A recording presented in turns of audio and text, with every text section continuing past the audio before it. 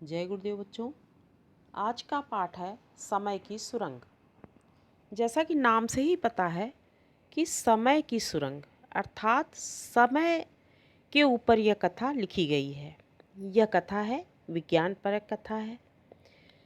अभी तक मनुष्य ने सब कुछ हासिल कर लिया है, विज्ञान के द्वारा सब कुछ हासिल कर रखा है, किंतु समय पर अभी विजय प्राप्त नहीं कर पाया है।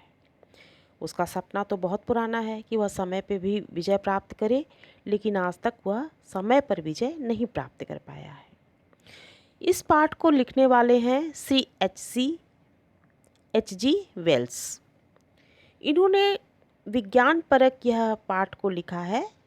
टाइम मशीन जो इनकी एक रचना थी उसका हिंदी रूपांतरण है और उसका यह एक अंश है। आइए हम पाठ की ओर चलते हैं।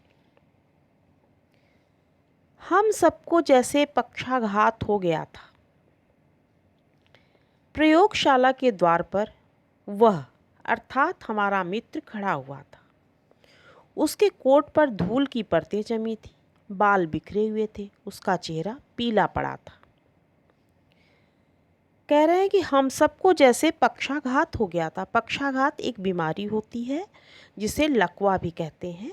इसमें क्या होता है कि पूरा शरीर जो होता है वह शून्य हो जाता है, किसी काम करने लायक नहीं रहता है। तो कह रहे हम सबको जैसे पक्षाघात हो गया था, अर्थात कि ऐसा इनको ऐसा आघात सा लगा था कि मानो लकवा मार गया हो, अर्थात कुछ पल के लिए इनका शरीर बिल्कुल शून्य हो गया था। क्यों हो गया था? देखिए, प्रयोगशाला के द्वार पर अर्थात हमारा मित्र खड़ा हुआ था। जो साइंस की प्रयोगशाला थी, विज्ञान की प्रयोगशाला थी, उसके दरवाजे पर इनका मित्र खड़ा था। उसके कोट पर धूल की परतें जमी थी, बाल बिखरे हुए थे, उसका चेहरा पीला पड़ा था। तो अपने इस मित्र की इस दशा को देखकर उनको इतना आघात लगा था मानो पक्षाघात हो गया हो, लकवा मार गया हो पूरे शरीर पर। हमारा यह मित्र एक वैज्ञानिक था। ये जो मित्र था इनका वैज्ञानिक था। उसने एक मशीन बनाई थी, उसका नाम रखा था टाइम मशीन। उस वैज्ञानिक ने एक मशीन बनाई थी जिसका नाम रखा था टाइम मशीन। उसका दावा था कि उसकी यह मशीन काल की यात्रा करने में सक्षम थी। वह ऐसा दावा करता था कि उसकी यह मशीन जो है वह समय की यात्रा कर सकती थी। काल की यात्रा अर्थात समय की यात्रा कर सकती थी, अर्थात भविष्य में और अतीत में वह जा सकती थी। काल की यात्रा अर्थात उस मशीन पर बैठकर वह अतीत में जा सकता था। अतीत मतलब जो बीत गया है। भविष्य की सैर कर सकता था, अर्थात जो अभी हमारे जीवन में जो समय आने वाला है उसे भविष्य कहते हैं। तो वह अतीत और भविष्य दोनों में ही जा सकता था उस मशीन के द्वारा। इसलिए हमने अपने मित्र को एक नया नाम दिया था, काल यात्री। अब उसके काम के अनुसार चूंकि वह अपने मशीन के द्वारा अतीत में जा सकता था, जो समय हमारा बीत गया है वह उसको दोबारा देख सकता था, और जो अभी आया नहीं है उसको भी वह जान सकता था कि हमारे जीवन में क्या क्या होने वाला है।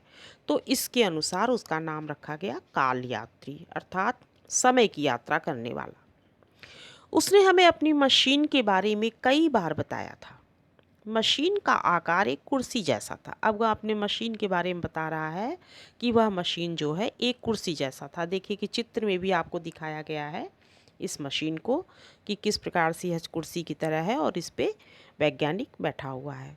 उसमें अनेक यंत्र लगे हुए थे। उसमें 2 हैंडल भी लगे थे।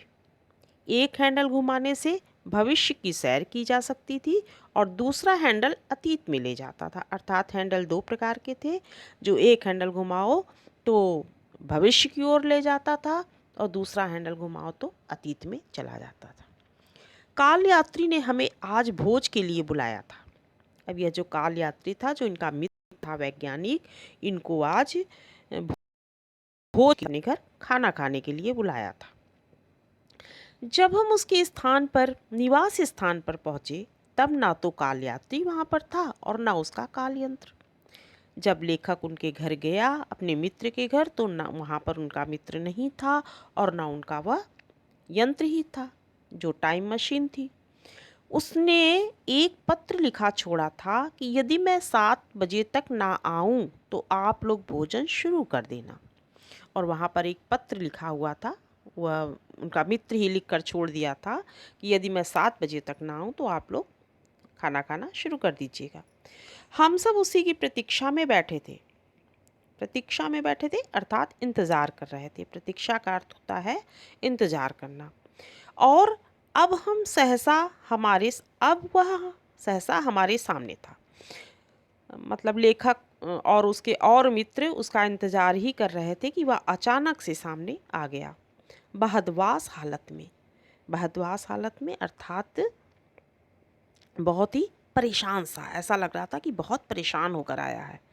थोड़ी देर बाद वह कुछ सामान्य हुआ और उसने अपनी आप बीती बतानी शुरू की।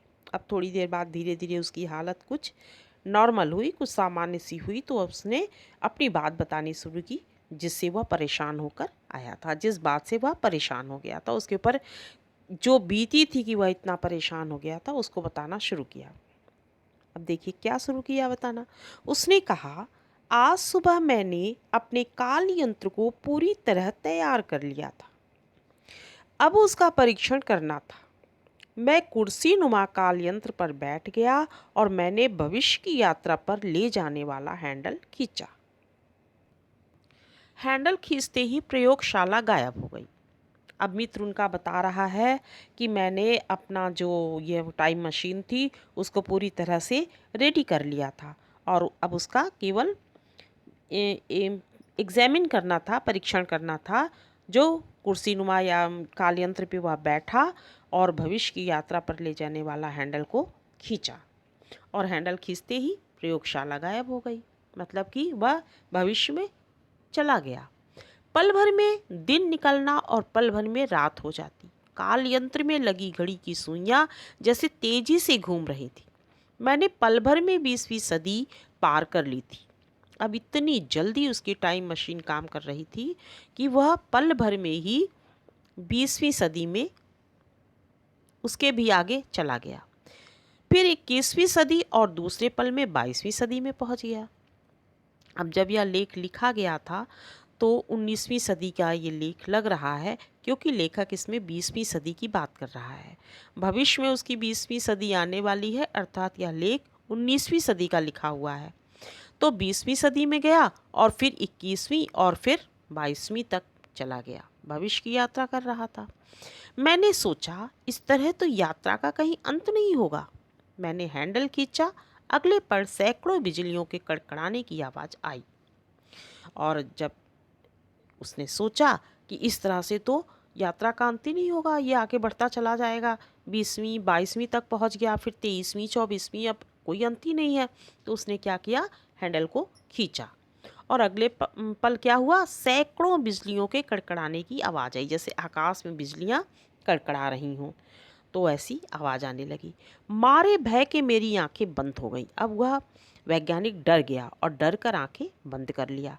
कुछ देर बाद जब मेरी आंखें खुली तो मैंने स्वयं को एक हरे भरे मैदान में पाया।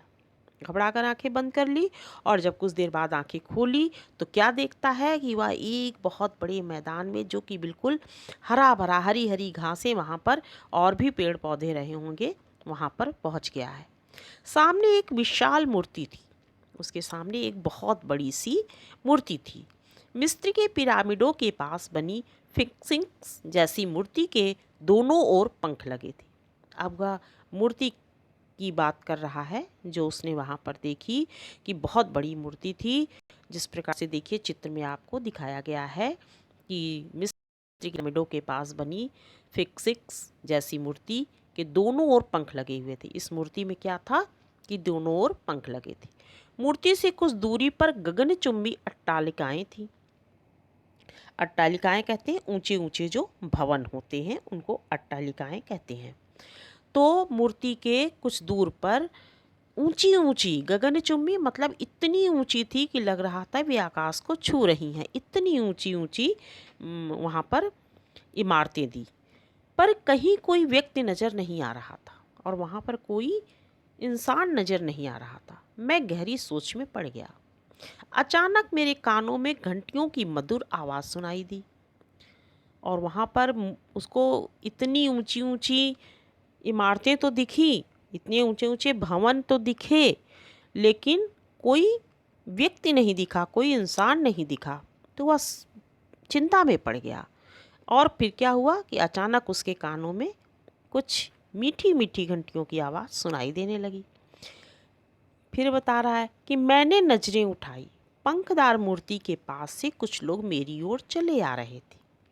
फिर उसने क्या देखा कि जब उसको मीठी मीठी घंटियों की आवाज़ सुनाई दी तो उसने अपनी आंखें उठाकर देखा तो पंखदार जो मूर्ति थी उसके पास से कुछ लोग उसी की तरफ, वैज्ञानिक की तरफ चले आ रहे थे।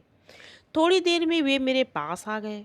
उनकी आंखों में आश्चर्य था, उनकी आंखों में आश्चर्य था कि वे लोग भी बहुत आश्चर्यचकित थे वैज्ञानिक को देखकर, क्योंकि वे लोग दूसरी दुनिया के लोग थे। तो जब दूसरी दुनिया के लोग किसी अजनबी को देखते हैं तो मानी सी बात है कि आश्चर्य होगा उनको। वे बेहद सुंदर थे। वे जो इंसान इनको दिखा, लेखक को, वे वैज्ञानिक को, वे लोग बहुत सुंदर थे। वे मुझे छूने के लिए आगे बढ़े। वे आपस में बातें भी कर रहे थे, पर उनकी भाषा मेरी समझ में नहीं आ रही थी, क्योंकि वे लोग दूसरे लोग के थे और अपनी भाषा में बातें कर रहे थे। हाँ, उनकी आवाज़ बेहद मीठी थी, बच्चों जैसी, जैसे छोटे छोटे बच्चे बोलते हैं वैसी उनकी आवाज़ थी। उनमें एक व्यक्ति ने मुझे पास बनी अट्टालिका की ओर चलने का संकेत किया। एक व्यक्ति ने पास में जो उनके मकान बना था उसमें चलने का इशारा किया। वह अट्टालिका संगमरमर की थी। दीवारों पर बनी खिड़कियों में काले काले मोटे पर्दे टंगे हुए थे। उस समय वहाँ लगभग 100 लोग थे। वे सब फर्श पर बैठे थे। उनके सामने चौकियाँ थीं जिन पर सुंदर पात्रों में फल रखे हुए थे। वे पात्रों मतलब बर्तन, बर्तन में फल रखे हुए थे। वे सब बच्चों जैसे थे, खिलखिलाकर हंसते और बातें करते। वे मेरी ओर उत्सुकता से देखते। कुछ बच्चों की तरह दौड़कर मेरे पास आते, मुझे छूते, फिर किलकारी मारकर लौट जाते।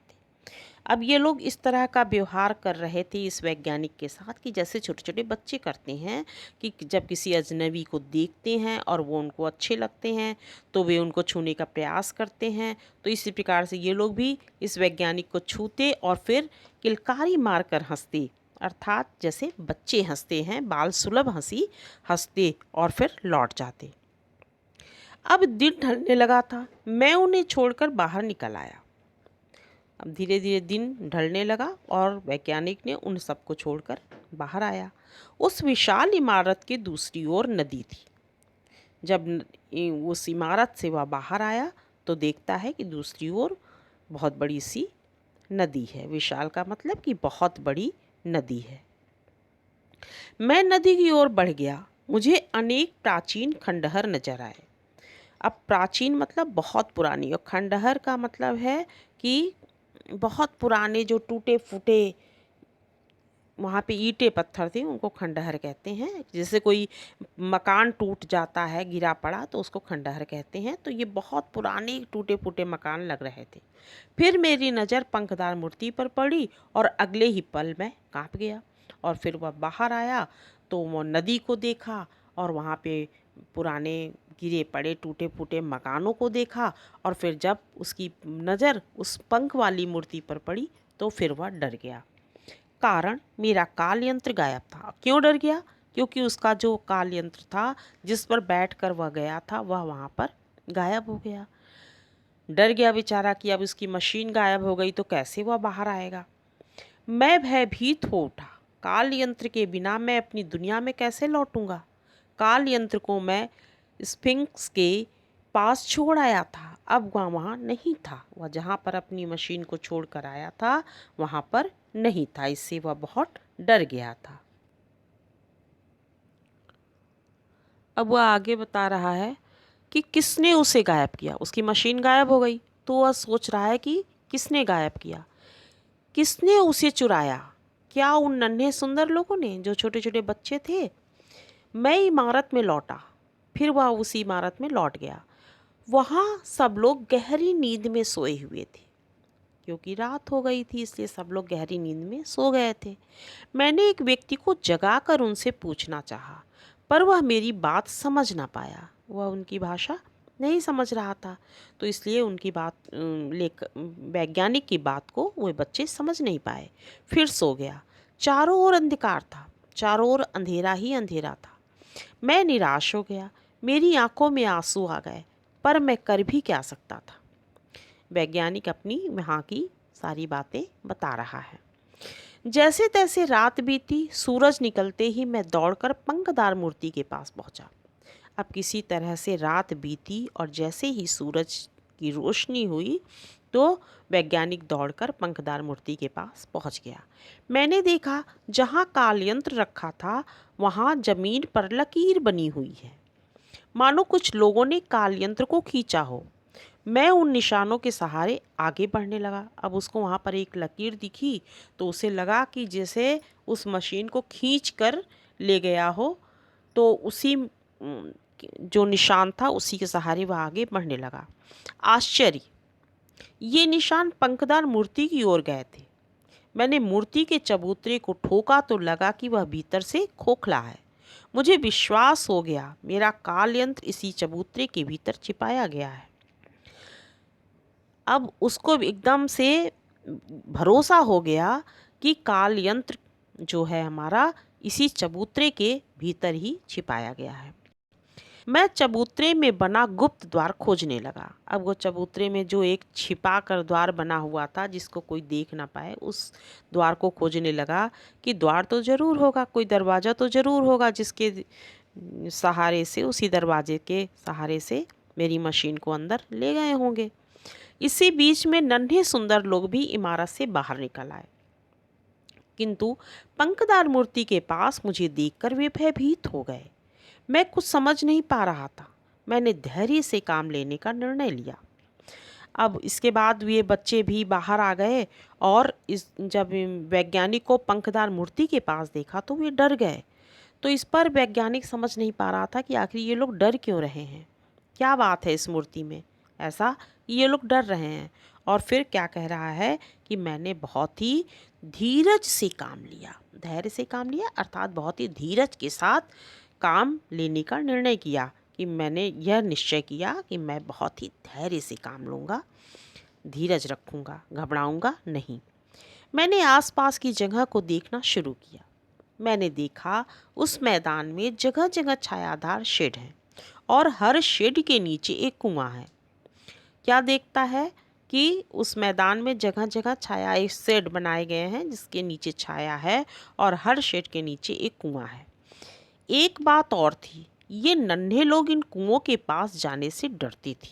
ये जो नन्हे लोग थे बच्चों जैसे, ये लोग कुएं के पास जाने से डरते थे। यही नहीं, वे अंधकार से भी डरते थे। रात होते ही इमारतों में छिप जाते थे और जैसे ही अंधकार होता था ये लोग डरते थे अंधकार से और अपनी इमारतों में जाकर छिप जाते थे। इसका भी रहस्य मुझे शीघ्र ही ज्ञात हो गया। इसका जो रहस्य था इनको तुरंत ही पता चल गया। हुआ यह कि एक दिन मैं एक खंडहर में विश्राम कर रहा था। वहाँ घना अंधेरा था। सहसा मैंने अनुभव किया कि कोई मुझे छू रहा है। मैंने चीख कर पूछा, कौन है? मतलब अंधकार था, अंधेरा था और वहाँ पे वह थोड़ा सा आराम करने लगा तो उसे ऐसा महसूस हुआ कि जैसे कोई उसको छू रहा है, तो वह चिल्लाकर पूछता है, कौन है? और अगले ही पल मैंने टार्च जला दी। टार्च के प्रकाश में मैंने एक विचित्र जीव देखा। बड़ी बड़ी लाल लाल आँखें। देखिए चित्र में आपको वह जीव दिखाया भी गया है। तो इसी प्रकार से जीव जो है वैज्ञानिक ने देखा कि उसकी जो है आँखें लाल लाल थीं, सिर पर घने बाल थे। वह पलक मारते ही दौड़कर गायब हो गया और इतनी जल्दी गायब हो गया। मैं दौड़ा पर जाने कहाँ छिप गया था। तभी मेरी नज़र छायादार शेड के नीचे कुएं पर गई। वह इसी कुएं में तो नहीं छिप गया? मैंने सोचा। वैज्ञानिक सोचता है कि वह इतनी जल्दी कैसे गायब हो गया। फिर उसको एक कुआं दिखता है तो सोचता है कि वह इसी कुएं में तो नहीं छिप गया। और मैंने लपक कर कुएं में टार्च की रोशनी फेंकी। वह कुएं में टार्च की रोशनी से देखता है। देखा कोई जीव तेजी से नीचे उतर रहा था, अर्थात वही जीव तेजी से नीचे उतर रहा था।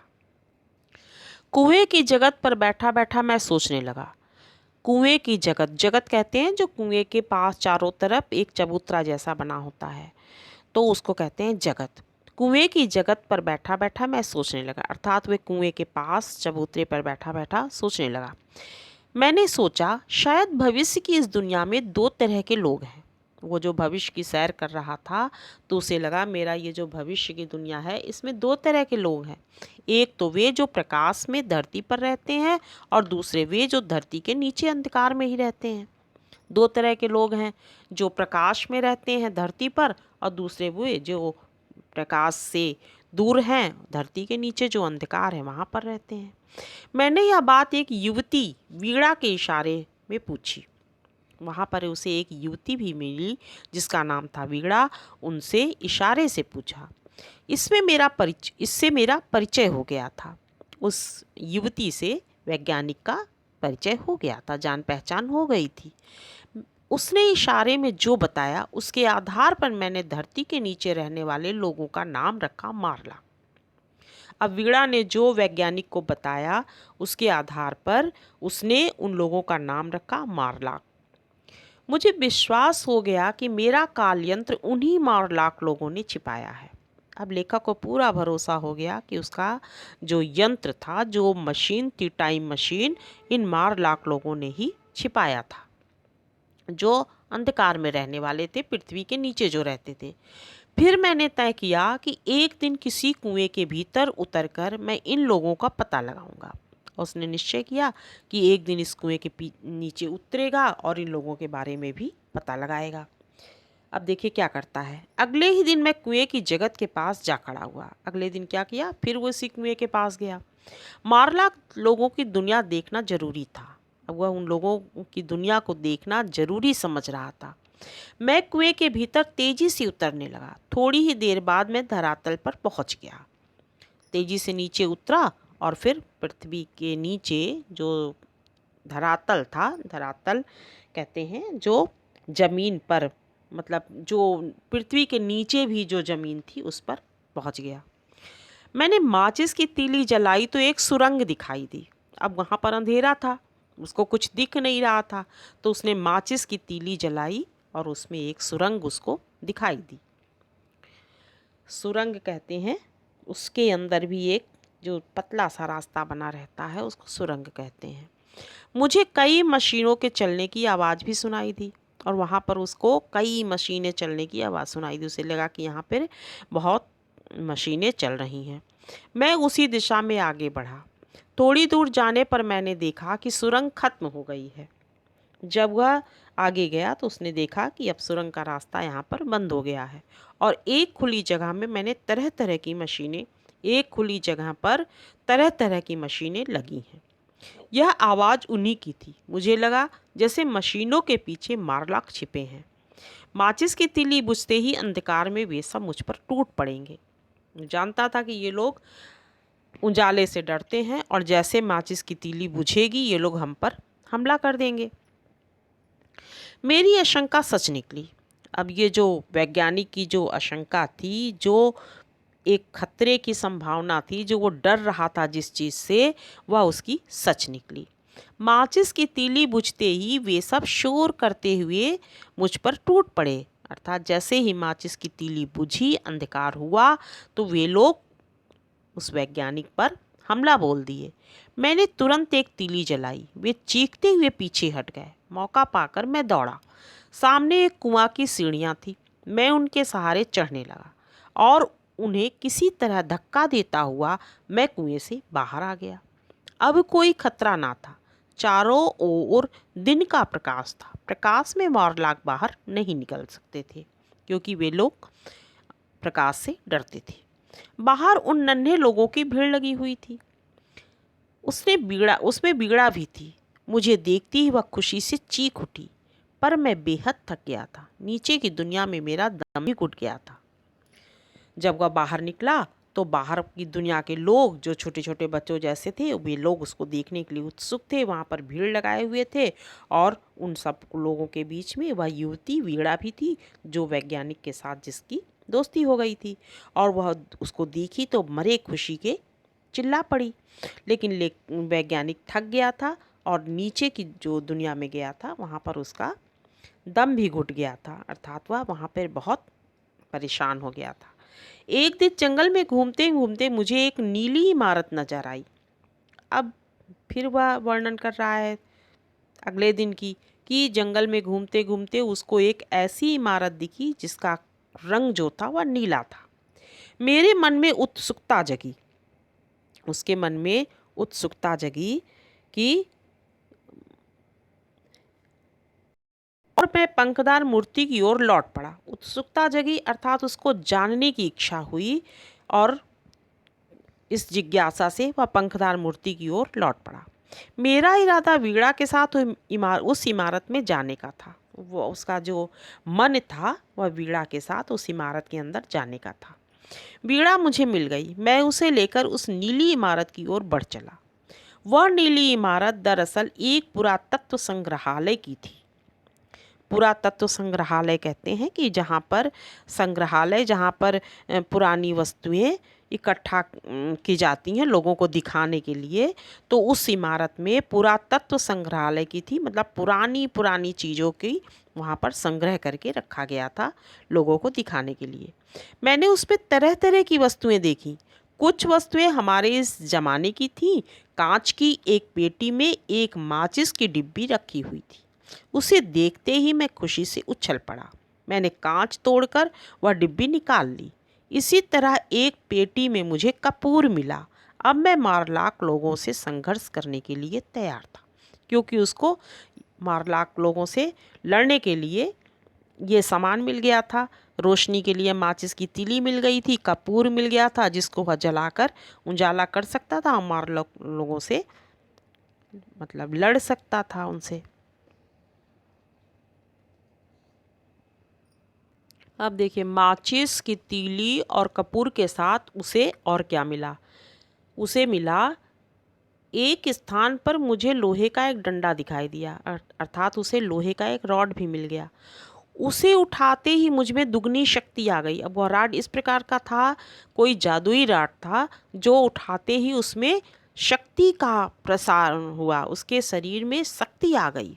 वीणा मेरी सारी कार्यवाही ध्यान से देख रही थी। वीणा जो थी उसके इस कार्य को बड़ी ध्यान से देख रही थी। मैं उसे लेकर इमारत के बाहर निकल आया। इन सब चीज़ों को लेकर वह नीली इमारत के बाहर आ गया।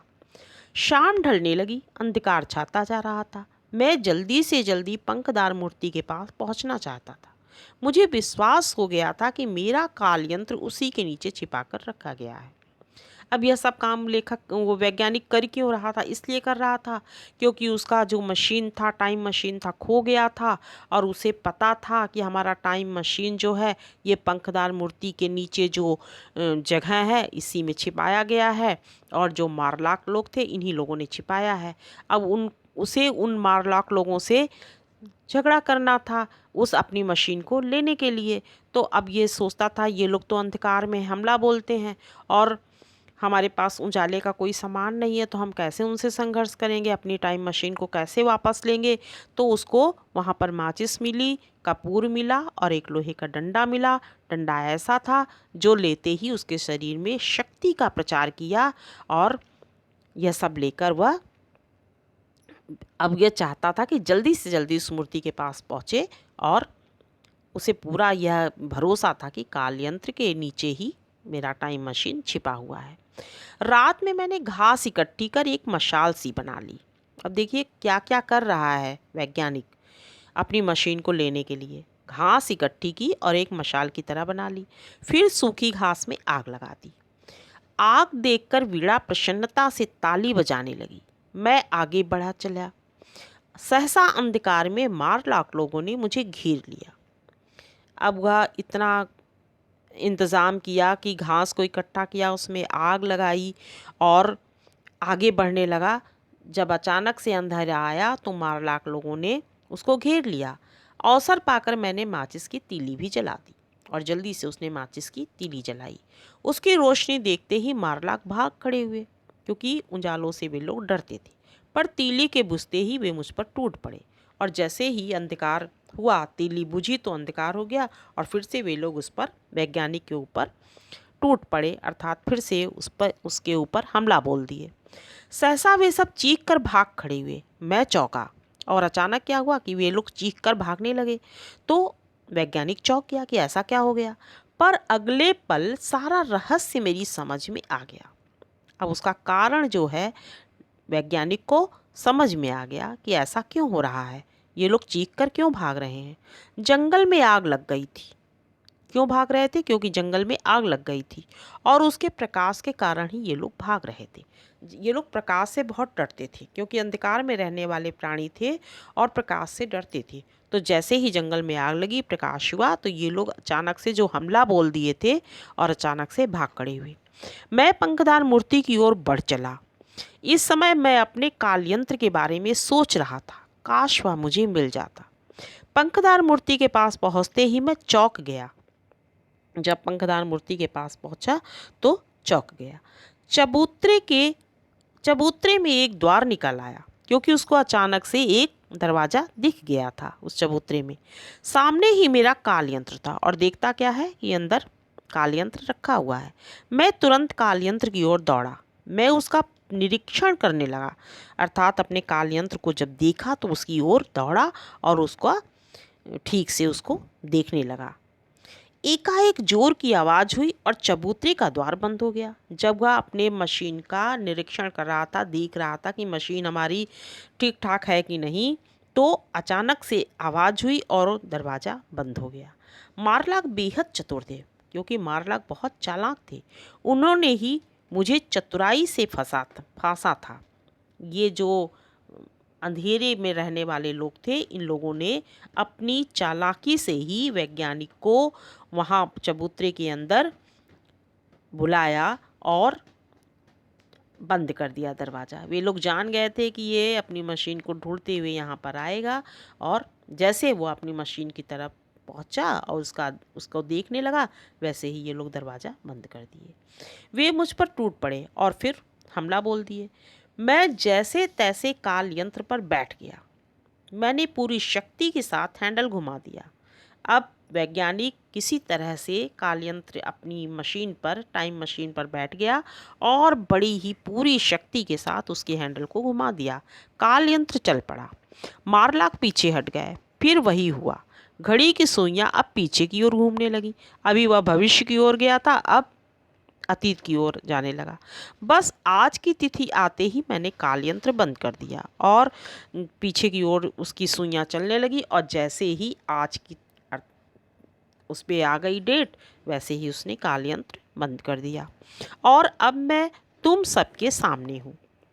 वैज्ञानिक बता रहा है, अपनी ये सारी बातें बताया जो उसने भविष्य की यात्रा में जैसा जैसा उसके साथ हुआ सब कुछ बताया। फिर बता रहा है कि किस तरह से मैं बाहर निकला, इतने संघर्षों के बाद मैं बाहर आया, और अब मैं तुम लोगों के सामने हूँ। काल यात्री की आप बीती अविश्वसनीय थी। काल यात्री जो अपनी आप बीती बता रहा था, वह विश्वास करने योग्य नहीं थी। उस पर भरोसा करना कठिन था, पर हमें उसकी बातों पर विश्वास हो गया था। कारण उसने हमें कुछ फूल दिखाए थे। उसकी बातें तो विश्वास के लायक नहीं थीं, क्योंकि सब बहुत ही अनोखी बातें लग रही थीं, अनहोनी सी लग रही थीं, लेकिन विश्वास करना पड़ा क्योंकि उसने कुछ फूल दिखाए। ऐसे फूल हमने अपनी ज़िंदगी में कभी नहीं देखे थे। ऐसे फूल दिखाए जो कि लेखक ने कभी ऐसे फूलों को देखा नहीं था। उन फूलों की सुगंध भी विचित्र थी। काल यात्री ने बताया था कि ये फूल उसे वीणा ने दिए थे। अब लेखक को कैसे विश्वास हुआ? ऐसे विश्वास हुआ क्योंकि उसने कुछ ऐसे फूल दिखाए जो कि हमारी इस धरती पर इस तरह के फूल नहीं होते हैं और उसकी सुगंध भी बहुत विचित्र थी, जैसा कि लेखक ने कभी भी ऐसे सुगंध वाले फूल नहीं देखे थे। और उसने बताया कि यह फूल उसे वीणा ने दिए हैं, अर्थात जो वो भविष्य की यात्रा करके आया था उसमें जो वीणा उसकी मित्र बनी थी उसने ही दिए थे। हम काल यात्री को आश्चर्य से देख रहे थे और वह मुस्कुरा रहा था। लेखक काल यात्री को बड़े आश्चर्य के साथ देख रहा था और वह मुस्कुरा रहा था, क्योंकि अपनी टाइम मशीन से वह सफल हो गया था, इसीलिए मुस्कुरा रहा था। तो बच्चों, यह पाठ तो काल्पनिक है, लेकिन काल्पनिक होने के साथ साथ ऐसा लग रहा है कि बिल्कुल यथार्थ से जुड़ी हुई है, अर्थात बिल्कुल सच लग रही है तो यह काल्पनिक कथा, यह सच कथा नहीं है, लेकिन ऐसा लग रहा है कि जैसे यह बिल्कुल यथार्थ हो। इस प्रकार से यह लिखा गया है और बताया गया है कि ऐसा लग रहा है यह बिल्कुल सही हो। तो इस प्रकार से यह पाठ आप लोगों ने पढ़ा, समझा कि किस प्रकार से मनुष्य समय पर विजय पाने के लिए कितना लालायित है और किस तरह से वह प्रयास में लगा हुआ है। तो उसी के बारे में यह पूरा पाठ था, पूरी कथा थी। तो इस पाठ को आपके पाठ्यक्रम में रखने का क्या उद्देश्य था? इसका यह उद्देश्य था कि इसमें एक तो हम लोगों को शिक्षा मिलती है कि वैज्ञानिक सोच, जो वैज्ञानिक सोच का कितना विकास हो रहा है, इसकी शिक्षा मिल रही है। और दूसरा, रोमांचक कथा से हम लोगों का रोमांचक साहित्य से परिचय हो रहा है और आत्मविश्वास और साहस में वृद्धि हो रही है कि किस प्रकार से वैज्ञानिक अपने आत्मविश्वास और साहस के द्वारा उसने इतनी खोज कर ली, एक नई दुनिया की खोज कर ली, एक नए समय की खोज किया कि किस तरह से हम लोग भविष्य की ओर जा सकते हैं, अतीत की ओर जा सकते हैं। ऐसे ही धीरे धीरे लोग परीक्षण करते करते एक दिन सफल भी हो सकते हैं। तो इस प्रकार से हमें इन बातों की शिक्षा मिलती है और इन्हीं जीवन मूल्य की इस पाठ के द्वारा हमें शिक्षा दी जा रही है। इस पाठ को रखने का यही उद्देश्य है। आशा है पाठ आप लोगों को समझ में आ गया होगा। यदि आपको कहीं पर प्रॉब्लम होती है तो आप लोगों से संपर्क करिए। और अब हम अगले वीडियो में मिलेंगे एक नए वीडियो के साथ। तब तक के लिए बच्चों, जय गुरुदेव, धन्यवाद।